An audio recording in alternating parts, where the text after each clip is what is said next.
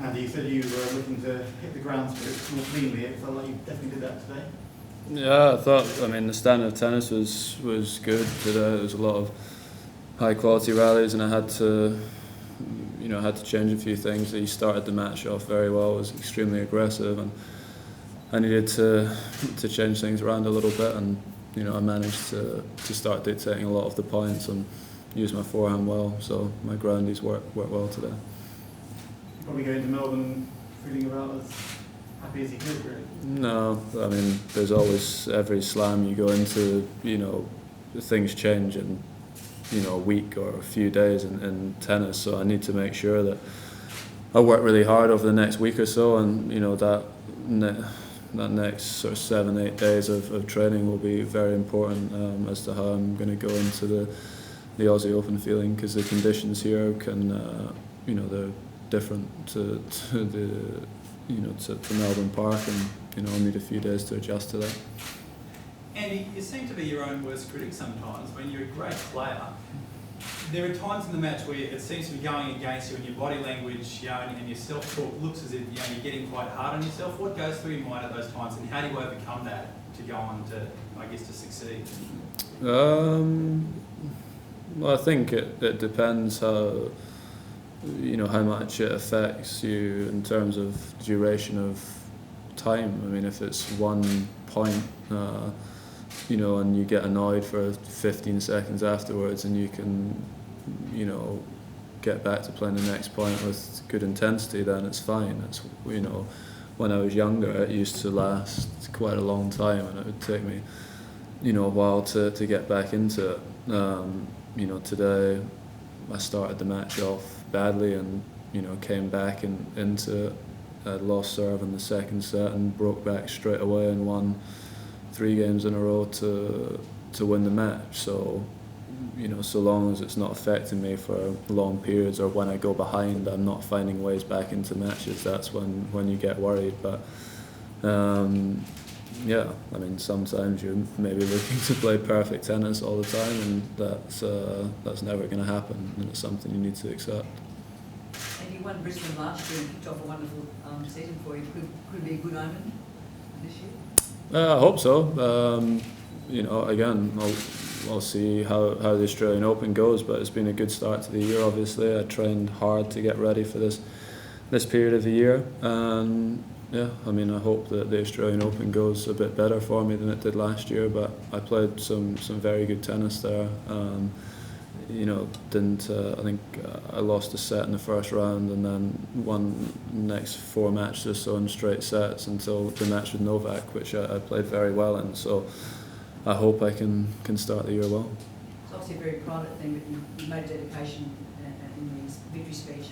Can you tell us, is it just a sick friend, or a friend who's going through a tough time? Yeah, just a sick friend. Yeah. And what did he show you today? I thought, he has a lot of variety. He seems a bit stronger than when I played him. I played him quite a while ago now, so you'd probably expect that. And he seemed to enjoy the occasion, which is also important. It's his first final, and he came out and started the match extremely well, which is obviously a good sign. And yeah, he plays a lot of different shots, which is tough to play against, because you're kept off balance a lot of the time. And I thought he played a good match, and it'll be interesting to see how this year goes for him. Is playing against him very similar to playing Roger Federer? It's a bit different, a little bit different. When you won the toss, you chose to receive. Yeah. What was your reasoning behind that? I did it every single match this week. Sometimes I start tournaments, and the first match you're feeling good, so you'll serve. But when it's the first tournament of the year, first match I chose to receive because I was playing against a guy that hadn't played at this level before. I thought maybe we'd be a little bit nervous, and I broke him in the first game of the match, and I just kind of decided I was going to receive.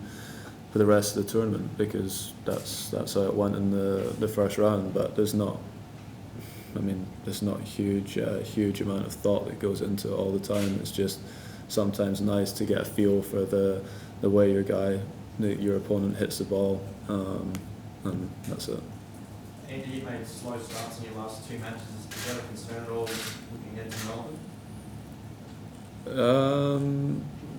I don't think so. I mean, some matches you're going to start well and some you're not going to start well. It's not how you start, it's how you finish the match, and I finished both those matches playing better than I started, which is important.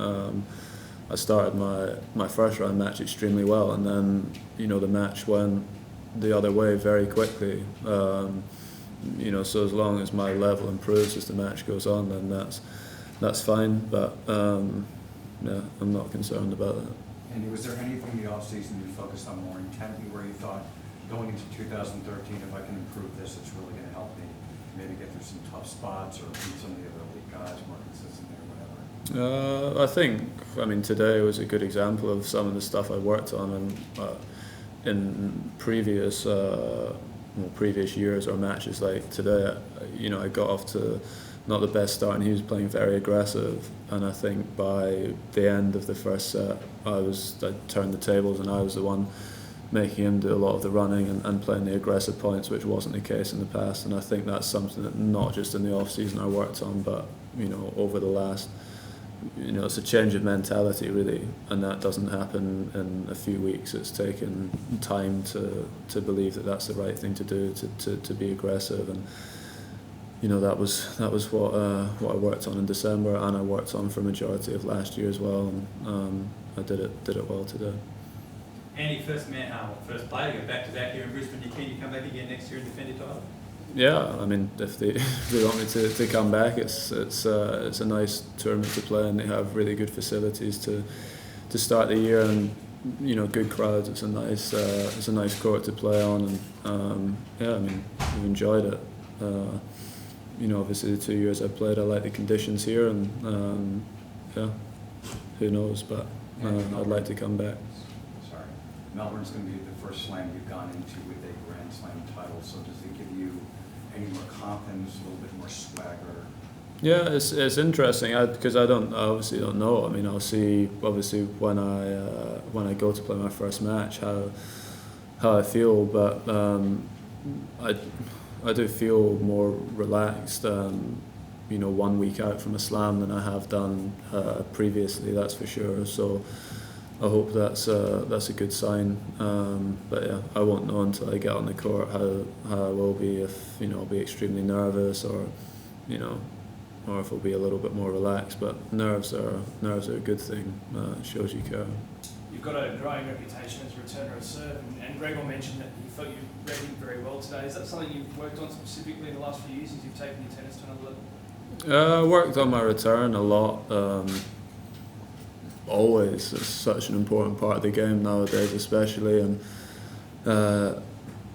you need to try and find, there's first serve points on your own serve, second, and then first serve points on their serve, and second serve return points, and you need to try and find ways of dictating points, as best you can. So whether that's working a lot on, being aggressive on second serve returns, or putting a bit more pace on your first serve returns, that's what you need to try and do. If you can get your guy on the defensive on his serve, and when you're serving, then you're doing a lot less running, and it's a lot harder for them. So I've worked on my return a lot since I came on the tour. It's always been the strongest part of my game.